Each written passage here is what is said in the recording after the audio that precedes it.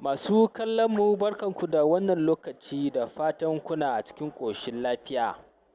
A daidai wannan lokaci dai za ku ji cewa Dr. Isa Ali Fantami, ministan sadarwa, ana ta cece-kuce kan batun ministan na maye gurbin lambar BBN da kuma lambar katin shaidar zama ɗan ƙasa mai suna NIN.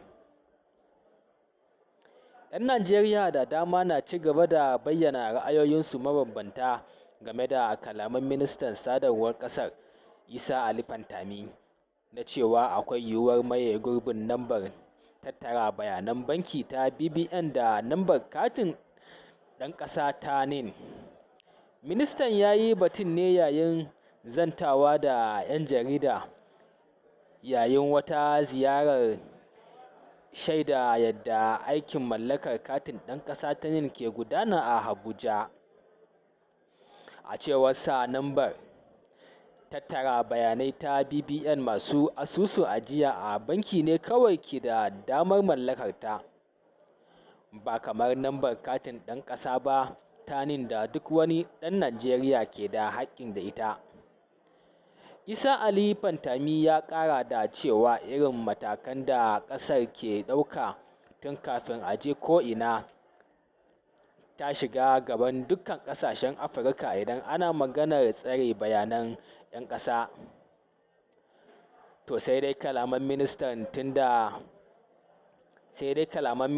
sun tada ƙura a ƙasar, musamman a shafukan sada zumunta, inda 'yan ƙasar ke bayyana ra'ayoyi mabambanta kan furucin. Yayin da wasu ke ganin abu ne mai kyau kasancewar ba kowa ne ɗan Najeriya ne ke da damar mallakar lambar BBN ba, wasu kuma na ganin idan haka ne tun da farko babu buƙatar a wahalar da al'umma da cewa su mallaki lambar BBN tunda suna da ta NIN. Wani ɓangare kuma maimakon yabo ko suka shawarwari suka bayar kan yadda za a sauƙaƙa aikin tare da ɗaukar matakan kare kuɗaɗen al'umma daga wasu satar bayanai ko kuɗaɗe a intanet. Sannan kuma abubuwan da mutane ke ta cewa, musamman ma dai a shafi na Twitter. Wannan dai mai suna Imo Umoren ya ce, suna son maye gurbin BBN da NIN. Muna jira mu ga nan gaba abin da wani ministan ko a wace ma'aikata ce zai zo da shi don maye gurbin NIN. Nan kuma Chinet Keres ya ce, an samar da lambar BBN ne don gano mutane masu cin hanci, yanzu kuma gwamnati tana son sauya shi da NIN.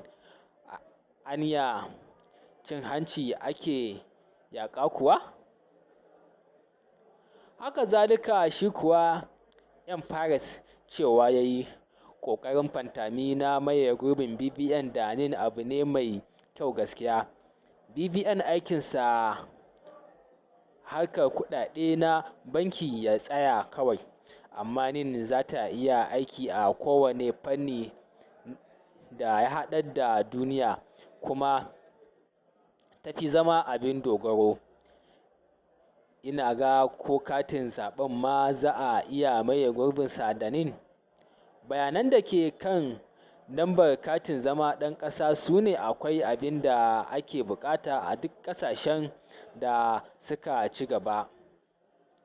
A nan kuma Hindatu Mustapha cewa ta yi, Dr. Isa Fantami, idan kana son maye gurbin BBN da NIN, me zai hana a mayar da lambar BBN da muke da ita yanzu zuwa NIN, sai a umarci waɗanda ba su da ita su je su yi nasu.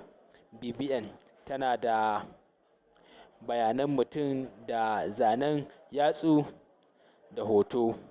Ina ga hakan zai fi sauƙaƙawa gwamnati da 'yan ƙasa. Yanzu haka